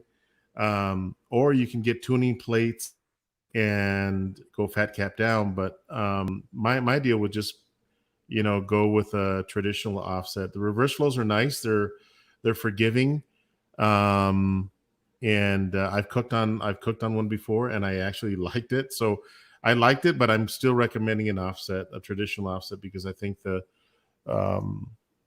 that's more kind of what I'm used to. Reverse flow, it's kind of weird having the firebox and the stack on the same side. That means your smoke has to kind of travel zigzag throughout the smoker. But I would make it a traditional offset, and if you have time, once you build that one, build yourself a reverse flow, man, and play around with both of them. So let me see. Awesome recipe on the Chile relleno sausage. Hopefully you will try another recipe and work on a big red infused. Yeah, that's something that I'm working on now, Jimmy. Thank you, Jimmy. Good to see you, man. I want to make a red, I think they call them red hots, where they're kind of a red, red sausage, just really bright red, maybe a little bit spicy. Hey, Diana, good to see you. Yeah, I'm working on a lot of stuff, man. I've got a Philly cheesesteak sausage I'm working on. I'm working on making my first summer sausage. So it's just a lot of stuff. Your channel, it's one thing I'm excited about, is like how you're just busting out the sausage. You're gonna own that. You're gonna own that space on YouTube. There's a lot of, and I'm new to it, Scott. I'm very new to the sausage making, but I love it. I got to tell you, it's a lot of work. I can imagine. This equipment that you see behind me doesn't clean itself, and so we have a process. So obviously, my wife is washing the dishes. So what I'll do is I'll take the grinder off, and I'll rinse it. I'll rinse off all the loose meat, which isn't a whole lot. And then my wife washes it. So it's a process, and you have to dry it because it's, you want to make sure it looks nice and clean, and the water will stain that aluminum and stuff. So, but it's so much fun to make sausage. It's a lot of work. But I really enjoy it. It's a labor of love kind of thing. Like everything that we do. I mean, look at what we're into. Our grills get dirty and we have to clean them. But then here we are the next weekend putting something else on it, and getting it dirty again and cleaning it. And yes, it's just, you got to be passionate and love what you're doing. Hey, so there's my buddy, Scott. I was telling you that I got a buddy named Jerry with 2 R's. There he is. That's awesome. I love it. Because Garry, that we were talking to earlier, with Jealous Devil, his Garry with 2 R's, and here's Jerry with 2 R's. Growing up being Scott, like I mostly knew all Scots with 2 T's, but as I became an adult, a lot of people ask, "Is that with 1 T or 2 T's?" Like I've only know 2 T's Scott, so I don't know. Yeah, Mama and Papa Joe, man, how you Come doing, on, buddy? Jay. Man, he did a competition brisket cook. I saw that video yesterday. I think it was. Man, fantastic job. So Joe loves the reverse flow. Now Joe is an old school kind of barbecue guy, okay, and he doesn't. Well, I say that, but then he smoked that brisket on a Traeger, so he's kind of old school, graduating into the new school way of cooking. But so he likes the reverse flows. There's nothing wrong with the reverse flow. Again, I cooked on them, and the briskets that came out of it were fantastic. I'm like, man, and we were cooking like really hot on those things too. Wow. Jimmy, what's going on, buddy? But yeah, man, I don't know. I think one of these days, Scott, I mean, I just might roll a big old Kamado Joe, maybe get the Big Joe into my backyard, man. But you won't regret it. It's so fun. I know it is. I mean, I'd have to get rid of, and if I had to choose, I would get rid of my Blackstone because I don't use it. Okay, so that's because I've been tempted to get a Blackstone, and also I'm thinking about the pellet grill too. So it's so hard. Like you said the other day, like you start researching and watching other people, and like, oh man, that grill looks really sweet. I've got 6 right now, and I'm selling one right now. I don't have enough room. What are you selling? Which one are you selling? I've got 2 drums. I'm going to sell one of my drums. I did that already. I had 2 drums. So I'm going to stick with the pit barrel, but I need to sell the other drum. It's just, and then I also connected to Solo Stove, and I'm starting to not only cook on their or use their fire pits, but they sent me one of their grills, which is more of a traditional charcoal grill, but it's designed to be kind of a community grill, which is their whole, they're entering the grill market, which is kind of crazy, but their technology with their fire pits are awesome. So I'm starting to collect, and my wife's like, you need to slim that down a little bit. We only have so much space in the backyard. Yeah. I think I'm going to get rid of my flat top, and then, I mean, not my flat top, my Blackstone. Yeah. Cause I don't use it. I mean, I love my pit barrel, but they're coming out with a full-size pit barrel. So there's my excuse. The PBX? Yes, dude. So I'm excited about that. Maybe I can get rid of this one now and then just kind of in the future get that one. I don't know. I mean, I love them all. I mean, they're like my kids. They all have. Well, the pit barrel's the thing I was telling you about. Like, I make the best steaks with the pit barrel and ribs. It's, man, it's just hanging it that way. It's so awesome. Yeah, Jerry. So pit barrel is coming out with and it's a ceramic coated, or no, not ceramic. What do they coat them with? Enamel, something. What's the like an enamel? Nah, is it enamel? I think so. I listened to a podcast, and I don't quote me on that, but I think it is like a hard enamel or something like that. Yeah, it's good stuff. Someone was asking in the chat, do I think this real quick, the slow roller worth it? By the way, I did a video on that. You can watch it. There you go. No, but yes, I do. I know there's a lot of hype around the slow roller in that forum, and I don't want to oversell it because it is. You can buy it as an accessory if you got the first and second version. It doesn't come with it, but it comes built in with the new versions. And if you're going to spend the money, you might as well use it. But if you have a ceramic 1 or 2 or a KJ 1 or 2 or a Big Joe 1 or 2, it's an added accessory. And I did a lot of experiments, and that's what I did a video on, where I compared cooking with it and without it. And then since then, I've done a lot of cooks with and without it. And I personally can see a difference on, especially not just the smoke increase, but also the moisture at the end, whenever you want your barbecue to be really super tender. I found, compared to doing a little comparison video, that one was a little bit more tender, and after using this low roller. So Yeah, it might be porcelain coated. That's it. I think Porcelain. that's what it is. I think that's Yeah. what it is. And dude, I tried to drill because I drilled my lid on my pit barrel, and it is hard, man. It's hard to drill through that stuff. I haven't tried. I thought about adding a little, thermometer to it. Yeah. That's the only thing about the pit barrel, and maybe I don't know what the gateway's like. Do you feel like those are harder to control temperatures? Because I feel like the PVC just runs at one temperature no matter what you do. Yeah, and one thing I like about it is, and you're right. I mean, it's just like you can just set it and walk away because it's going to run at that 275. Yep. Depending on how much wood you put or whatever. But what people say that, well, you don't need to know the temperature of the pit barrel. It's like, yes, you do. I mean, you need to know the temperature on everything. Yeah. I personally feel that they need to come with a gauge. Yeah. Because you want to know what's going on in there. So I put a gauge in mine, and you can control it. You can control it if you take one rod out or take both rods out. Yeah. You're going to run a little bit hotter. So, Hungry Hussy, man, Mr. Good Groceries, and Share Wine. How you doing, buddy? Good to see you, man. Oh, Hussy. I did drop the link to Scott's channel, YouTube channel there. If you're not subscribed to Scott, check him out, guys. Especially if you're into the Kamado cooking. He does some fantastic videos. Check him out. The smoke profile on which one are you talking about? What were we talking about earlier? A smoke profile, I'm trying to think. Well, we're talking a little bit about that when it comes to the JD charcoal earlier. We're talking about how that has a distinct flavor, but I'm not sure what that's referred to. I'm looking at the comments as well. Okay. Awesome. Yeah, the flavor, it's ridiculous.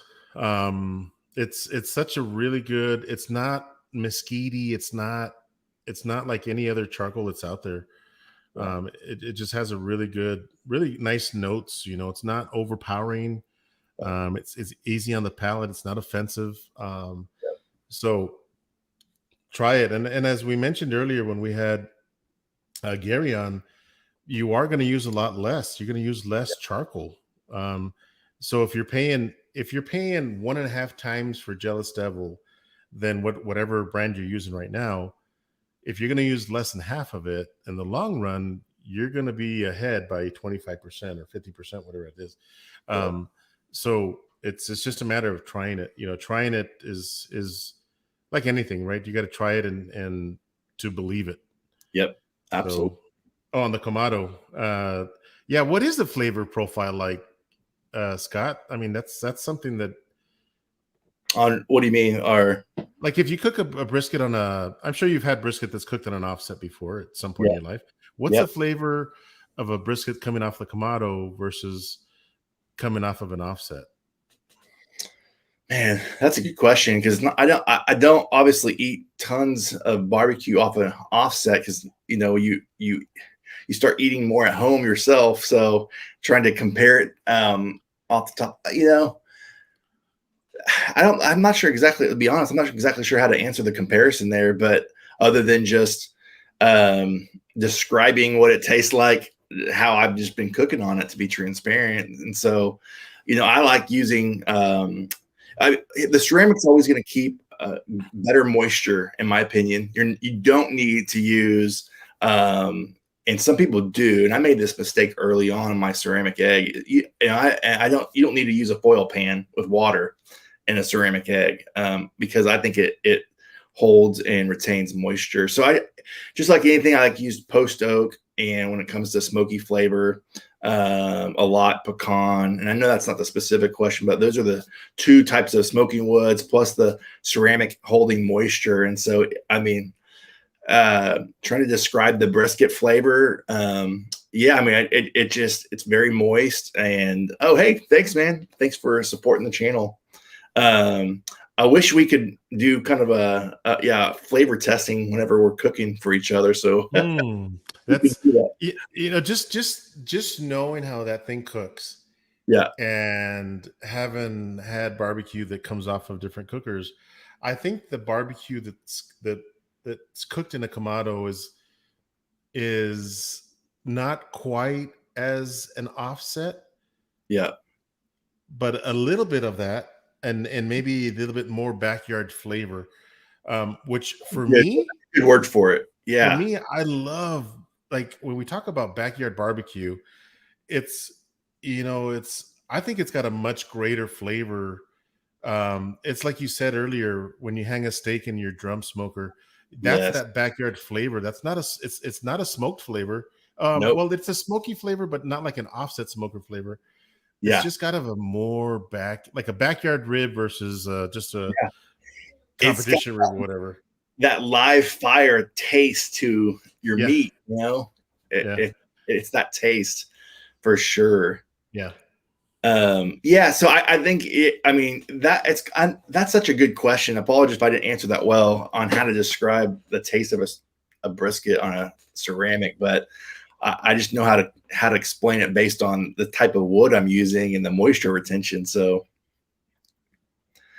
and I would imagine that compared to an offset compared to my ceramic, I would think that this offset's going to have a little bit more of a.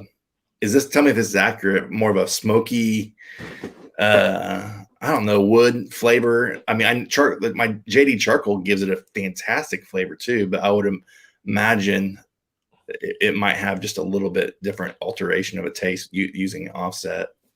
Can you get good bark on that KJ? Oh, 100%. Yes. Really? Oh yeah, man. Just Absolutely. using lump charcoal, or do you put splits in there? No, so I'll lump charcoal, and I use wood chunks. I never use anything else. So, or like a long piece of wood, and then I like to bury my wood underneath the charcoal versus sitting it on top, especially for long, low and slow cooks.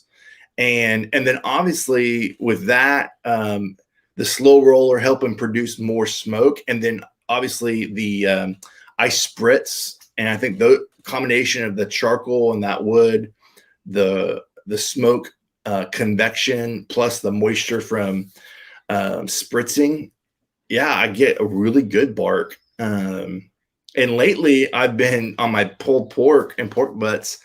I'm sure everyone's got their strategy for wrapping and unwrapping. And I typically like to wrap, but lately I've been doing no wrap and getting fantastic bark. Ooh. On the ceramic. CJ at Mom and Papa Joe says that live fire taste is the truth, and that's true. That's so true. That because that live fire, it's something special about that live fire cook, and it's not a pellet smoker flavor. It's not a grill. It's kind of like a grill meets offset kind of in there somewhere. But it's that backyard flavor that, I mean, if I go to a backyard barbecue, that's the flavor that I want. Yeah. And it says a lot. So I'll explain it this way too. Like, so I've been cooking for my neighborhood a lot lately for my barbecue. And I've had a few people, but I have one of my neighbors, Jay, tell me, and specifically pork butt's my thing. I've learned to cook brisket. I wouldn't say that's my strength, but I learned how to do it. Not my strength. I think pulled pork is my favorite because I love the taste. I do so much with it beyond just the day of the cook. But he told me that it was the best, pulled pork he's ever had, because a lot of people can hide their true barbecue taste with barbecue sauce. And I don't like giving barbecue sauce out. Even if I have a vinegar based sauce, I like, for, Carolina sauce, which I really love.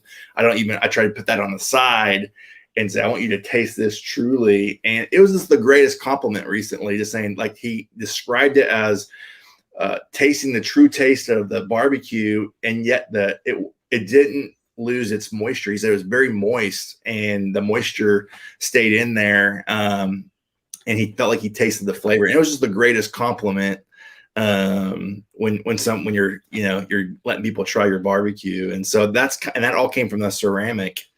nice. There is that the moisture retention. So I've got so Mom, Papa Joe, CJ just did a no wrap no sauce, spare rib video. Yeah, there is something very special. And Hussey said that he says he doesn't wrap his pork either. There is, I think that you're adding more flavor to that, because now if you use butcher paper, people say that, well, if you cover it with butcher paper, you're not getting any more smoke flavor to that. Yes, you are, because the butcher paper, the smoke will penetrate that a lot easier than foil. You know, Mama, I keep calling him Mama and Papa Joe. I'm just gonna call him CJ. On that brisket video that he did, he wrapped in foil, and he mentions that he doesn't cook his competition briskets. And by the way, that the trim video on that thing, and he did it with a freaking slicing knife. Wow, that's pretty damn savage. It's like a samurai sword. He's there trimming that thing to perfection. That's awesome. So if you use foil, you're not going to get any more smoke flavor, especially the way CJ wrapped it. But when you use butcher paper, you will. But no butcher paper or no foil paper, there's something very special about that flavor. It's 100% full time in the smoke, and when you pull it out, it's like, man. Now it's a little bit harder to get it tender, but I think if you hold it at that 200 degrees a little bit, you know, it'll get nice and tender. And you know what I'm learning too is, even if I don't wrap it, as long as I resting it the length I should, then I get that I can still shred it with my hands. You know, covered, right? You cover it with foil when you rest it. Yes, I do. Yes, exactly. Yeah, that's the best way to do it. So Scott, I mean, we've almost been going for 2 hours, an hour and 42 minutes. I have 2 more questions for you. Okay. All right. And then we'll kind of end this. But so, what do you do aside from YouTube? What is it that you do? Yeah, this might shock everybody, so brace yourself. Mm-hmm. I'm a pastor. That's what I do full time. And my primate, I've been doing that for over 20 years. Oh, wow. In Oklahoma and Chicago. I lived in Chicago for a while, but Oklahoma City is my home base. And right now what I do is I help plant churches in prisons in Oklahoma. And so I go behind bars a lot, at least this past few years, and on Sundays, and been out there on Monday nights and hanging out with some guys and getting to know their stories. And so that's kind of a little bit about me. And yeah, nice. Married. Well, actually, it was three questions. I'm sorry. Go ahead. Continue on with what you were going to say. Oh yeah, so married, awesome wife Brooke. We've been married for coming up 14 years and 2 daughters. Very nice. I'd read that you're a pastor because I've seen that on one of your profiles or something, and I found that very interesting. Yeah. I would have incorporated that into my name, my barbecue YouTube name. I thought about it after the fact. I'll to be transparent, I was like, this YouTube thing and this barbecue journey has really taken off more than I realized. And I just started it just as a creative outlet for myself. And then it started taking off, and it was more of an afterthought. And I've had a lot of people say, you should try to incorporate some of the stuff or share that a little bit more about what you do in there. And to be transparent, I kind of struggle of going, how much do people care about that? I don't know, or turn people off, because I'm really sensitive to that, not because I'm ashamed of it, but because I'm just sensitive to, we're not all on the same journey there. And no. Yeah. And so anyways, I don't mean to go on that rabbit trail. No. But that's good that you talk about it, because I think that we all need a little bit more religion in our life. Okay. So whatever religion it is, I think that we all need some religion in our lives, and we need God in our lives, and that one day you're going to find yourself needing somebody to talk to and to try to understand life, and because it's going to come at you. Yeah. And I think that that's important. And I think that it's important for everybody. It should be in business. It should be in your personal life. It should be in everything that you do every day. So nothing wrong with that. So nothing to be ashamed of there. So the other question, what is your favorite food to cook on the KJ? Yeah. A couple things. I kind of hinted at it a little bit there. Is I love cooking pulled pork. And that's my favorite thing. Mainly, I love the taste, and I love how how much I can cook for so many people. That's probably another reason why I love cooking for people. So, and giving it away. So that's probably number one, because I love it and I can cook so much of it. I love, the Kamado Joe has a lot of accessories. That's another reason why I love Kamado Joe. So other things I love cooking is I love using what's called the rotisserie or the rotisserie. And dude, you can just make such cool stuff with that. Like I make the best chicken wings, backyard chicken wings, using the rotisserie, which I love. And I love pickle brining my chicken and then season it. Wait. Did you say pickle brining your chicken? Yes. You don't do that? Explain that, please. Okay. Get yourself some pickle juice from the grocery store. And this is a little God's chicken secrets from Chick-fil-A. I don't even know this, but like they got the pickle brining as part of their recipe experience. And so you just literally, wet brine your chicken. Chicken. I even do chicken wings, chicken legs, chicken breasts. You're making a Nashville hot chicken, pickle brine that puppy. At least minimally an hour or two. You can go longer to get the full flavor. And then obviously you pat it down like you would, and then throw on your seasoning and then throw it on the grill. And I'll do it both ways. I'll pick a brine and then I'll slow cook it. Like I'll do indirect cooking on the KJ with a heat deflector, and then bring it up to temp. And then I'll take the deflectors off and then I'll let it get crisp at the very end. My favorite way lately has been the rotisserie. It is a little bit more work because you mentioned that grinder behind you. Like it takes a little bit of cleaning afterwards that you're like, oh, this sucks. But the food is so good. It's totally worth it. And I think this personality profile is called the Enneagram. If you're into personality profiles, and I'm a 7, which is I'm an enthusiast. I'm an entrepreneur. I love all things experiences. So I'm building a fire pit out my backyard right now. I saw that. And I'm all about the experience. And so that's why I love live fire cooking. Mm-hmm. Even though you can't, I don't have an offset and get the live fire. You could take the ceramic heat deflectors off and get that JD hot fire going using the rotisserie. I'll use what's called the X-ring, and I'll even do a wok on there and do stuff. They've got what's called a soapstone, and it's an alternative to your cast iron when you're searing your steaks. Super fun, and the way it absorbs heat, it increases the heat, like I don't know, tenfold, and just produces an incredible sear on meats and chicken and fish. And you cook directly on that? Yeah, you cook directly on the soapstone. The stone? Yeah, the stone. So do you ever wash it or no? It's antibacterial, so you just literally need to wipe it down. Like after it cools down, you can just wipe it down. But every cook, I'll flip sides so it gets all the crud off, and then I'll just drop some olive oil and get a paper towel and wipe it down. But it self-cleans itself. So now I've read some people put it in the dishwasher and clean it, but I don't even worry about that. You probably don't want to put soap on it or anything, huh?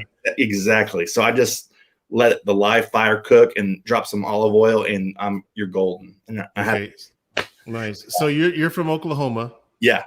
So is there such thing as Oklahoma barbecue? And if it is, what is it? It's called Bartlows BBQ and Cosmo's Q. No, I'm just teasing.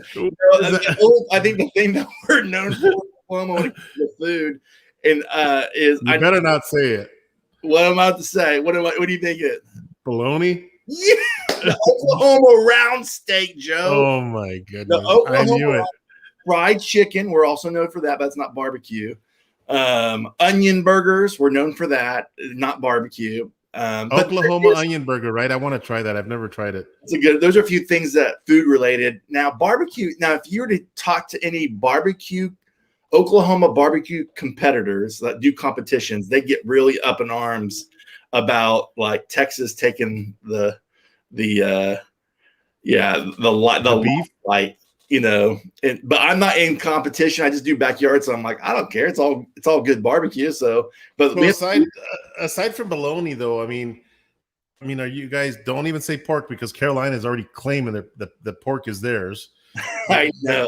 And bro, they are. I think so. Carolina, and there's different versions of ketchup and mustard and vinegar based or vinegar. Yeah. Yep. So it's a whole. I did a video on that, and I got reamed by a few people that are hardcore Carolinas. They're like, "Oh, me too, bro." One of the side. That's only one side of the story. You're like, yeah, oh. me too. I'm like, sorry, dude. I actually remade that video. I did a Texas versus Carolina, and I didn't think that I did Carolina justice, so I redid it to try to give sway a little bit more towards the Carolina, which is fantastic. I love it. Me too. I mean, I almost like it as much as the Texas. I think it's a 49 to 51%. I'm with you, man. There's something good. Is it you use the vinegar based one? Yes. Me too. I love it. I need to try them. I have not made the mustard base yet, and I haven't. And don't shoot me if you're into this, but I haven't done the Alabama white sauce yet, and I need to try it. So okay, so it's not. And you can claim whatever you want. Is it beef? Is it pork? What is it? I mean, what is Carolina or Oklahoma barbecue? This is so hard, and maybe Cosmo's Q should answer this question because he's more known for barbecue. Have you been to his place, by the way? Yeah, I bought one of my ceramics from him. Joe Jr., and I'll buy some charcoal occasionally there, and some of his rubs. Oh, lucky dog. So yeah, it's a tiny storefront, but then he's got the warehouse in the back where he does all his videos and all that stuff. But it's a cool thing for sure. All right, Scott, we're running out of time. What is Oklahoma known for? I hate to say it, but I mean it's Oklahoma. The round state, Oklahoma bologna. Okay. And the burgers. You claim the burgers. Onion burger is probably going to be the nation. People are going to go, oh, I know. If I think of Oklahoma, it's probably the onion burgers #1 because that's getting some traction right now on YouTube, and so I think that's what we're probably most known for. The Oklahoma round steak, I think, is there now. It's hard to say that we're known for anything else. Oklahoma Joe's fantastic barbecue, and there is probably 4 or 5 barbecue restaurants that have won barbecue like world championships, and they've won in rib competitions and brisket. And so that's why I say it's hard to say because a lot of these Oklahoma restaurants have won big time competitions in brisket and ribs and pork, but we don't get the recognition all the time. Nice. It's funny that you say bologna because I love smoked bologna, and I love a good fried bologna sandwich too. I mean, it's good stuff. And the onion burger, I've never had an onion burger. Okay. So whenever I do, I'm going to call you to get some. Yeah. CJ, we all both know CJ. I gave him a good thumbs up. He did a great version of the Oklahoma burger. Okay. And I added my own little spin to it versus what a lot of restaurants do. My father-in-law owned a burger joint, and I took a little something from him that I like to add to my onion burgers. Nice, man. Well, man, Scott, it was good talking to you after what we were here to talk about, which was Jealous Devil. It was really nice to learn about Jealous Devil and some of the things that they have coming up and the quality of it. So CJ says that Blues Hogs has an amazing mustard sauce. Y'all can keep the white sauce. Oh, that is hilarious, dude. Blue Hog Nation has some really good sauce. Yeah. Oh man, the Blues Hog raspberry chipotle, is that them? Yes. That stuff. But I use a sauce and I buy it by the gallon. Come on. Is that the original? The Champion Blend. Oh yeah, that stuff is so good. This stuff is like crack. So I buy that stuff by the gallon. But man, it was good. It was good hanging out with you, man. Good chatting. Thanks for having me. Jealous Devil. Good get to know you and talk a little bit about the Kamado Joes and your personal life a little bit too, and bologna sandwiches. I grew up with them. I mean, do you have a bologna video? I do. I have a bologna. It didn't do so well. I don't think people are searching. Bologna doesn't. It doesn't search. People aren't searching for it. I have a bologna sandwich that has some traction. You know, it was one of my very first ones, and I think I perfected it. I've smoked a lot of bolognas, you know, and I use the all beef. Are you an all beef kind of guy? Oh yeah. It's And gotta be all beef. one thing I've been doing with bologna and sausages lately is because, you know, I don't know about you, you kind of get, it's easy to get tired doing the same thing all the time. So you're like, okay, what can I do different? I've been making bologna burn ins. Come on. What? And I just did, I don't know, a week ago, I did brat burn ins. How dare you? How dare you on the bologna burnt end? Bologna burnt ends. Yes, bologna burn ends, and Pit Barrel posted that recipe on their website. And I was like, yes. CJ's ears are ringing right now, and Craig too, because he hates bologna.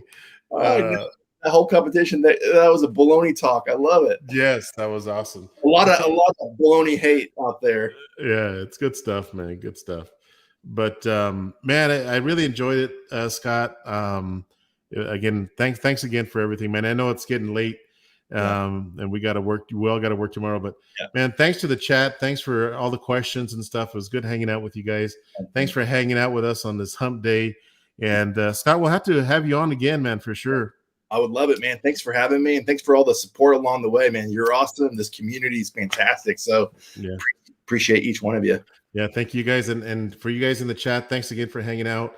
Appreciate the questions. You guys have a great night. Look out for our videos. Again, subscribe to Scott at Bartlows BBQ. There's a lot of great channels in the chat. Craig from Behind the Garage Barbecue, Rick's Barbecue, Mama and Papa Joe, Everett Barbecue. There's a ton of people with good channels. Daddy Dutch Barbecue. We have Hungry Hussy that was in earlier. You know, just go back in the chat and subscribe to all these great channels that are in the chat. And trust me, you will not be disappointed. But thanks again, everybody. Scott, have a great night, man, and have a great rest of your week, buddy. Man, you too. Talk to you soon. All right. See you guys.